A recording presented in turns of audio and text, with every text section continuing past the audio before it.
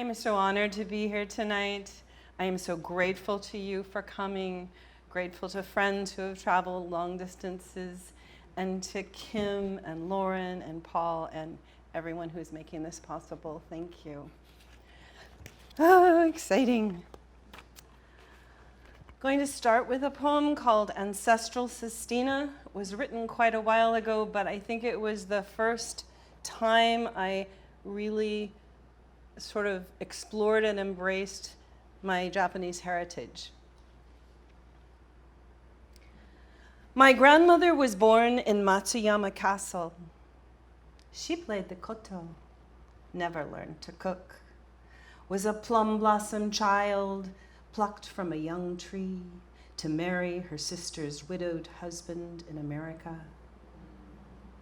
She grew 10 children in America, in California, where her home was his castle.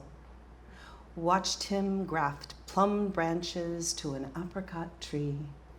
Reminded of the koto she played as a child when she wasn't learning to cook. Her daughters learned to cook hamburgers and tsukemono, American names for every child. At times, she grew distant in the hum of her mind castle, cried for her koto, clung to her plum tree. Twice felled from her tree plum rendered with cooking, she surrendered the strains of her koto to foreclosure by the Bank of America.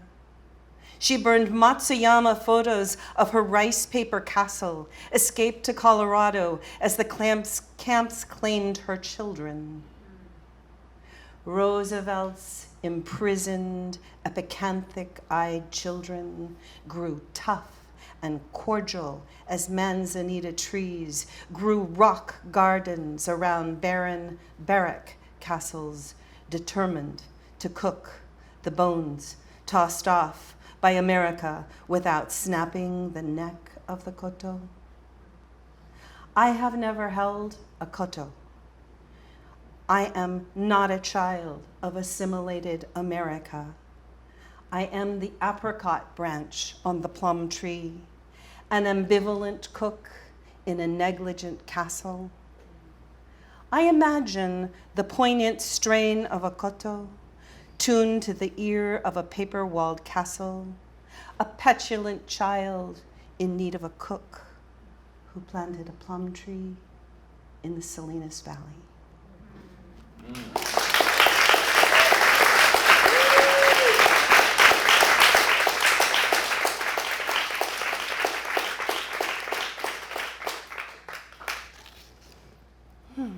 Thank you.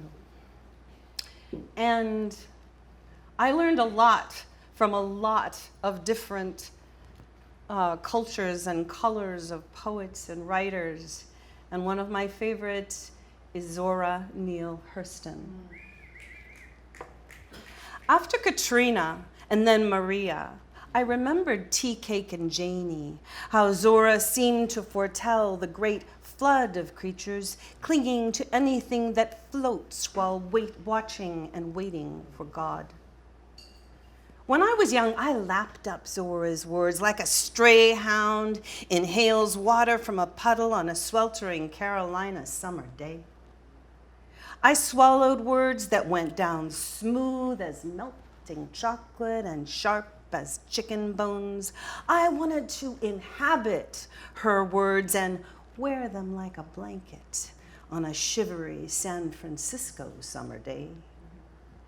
I didn't know Zora's world, but she taught me her truth, tied me to her vision, and bled the knowing into me till I could smell and taste it, till I saw all the colors, even the ones they don't tell you about. I wish I could have met her bristling, tough, indomitable self, unbreakable as a maple sapling, contentious as a honey badger.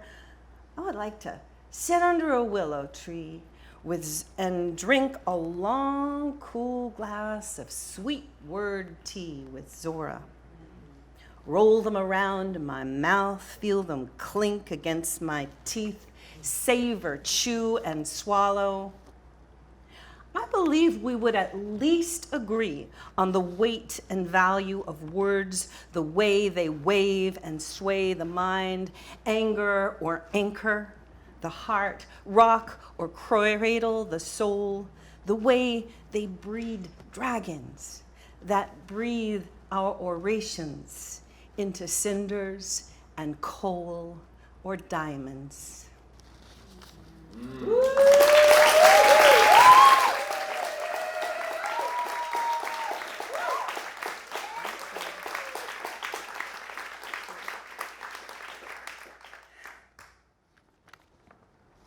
Now, I was asked to write a poem or bring a poem about San Francisco. So, of course, I worked incredibly hard for the last 5 days trying to write this poem about San Francisco. But now, of course, I only have time to read half of it. So here it is.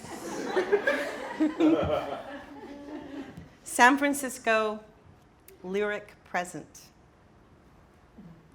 San Francisco, city of sin and sagacity, liminal sorcerer, conjuring visceral hues, mauve, taupe, copper, bronze, camouflage, mansion, house, apartment, room, tent, hovel.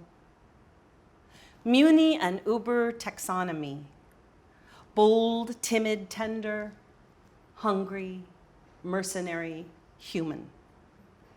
Sails billow the bay where winnowed whales breach and breathe salt and sand surrender. Purchase, perchance to sleep, or no air, no bed, no breakfast in sidewalk domiciles. San Francisco, home of indigenous exiles.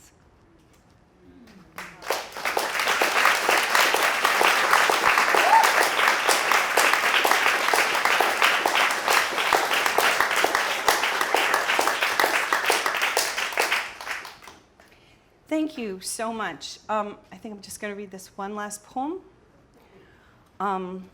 because of all the things that have been happening around us. I wish it was just this week.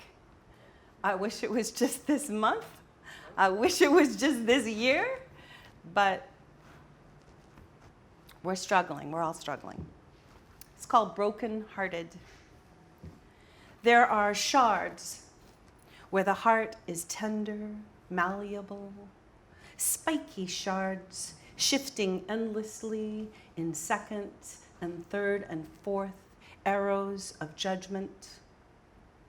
Buddha and Kokopelli must have run into each other when Mara came calling, samsara falling all around. Be certain that the heart will break over and over and over and over and over, love and children, species extinction, global warming, wars for profit, prisons for profit, immigrant imprisonment, slavery by many other names, capitalist, terrorism, mass shootings. Heartbroken every second of every day must be the way it's supposed to be. Just me and you, embedded with shards of heart, Buddha, Kokopelli, and a badger or two. Thank you very much. Thank you.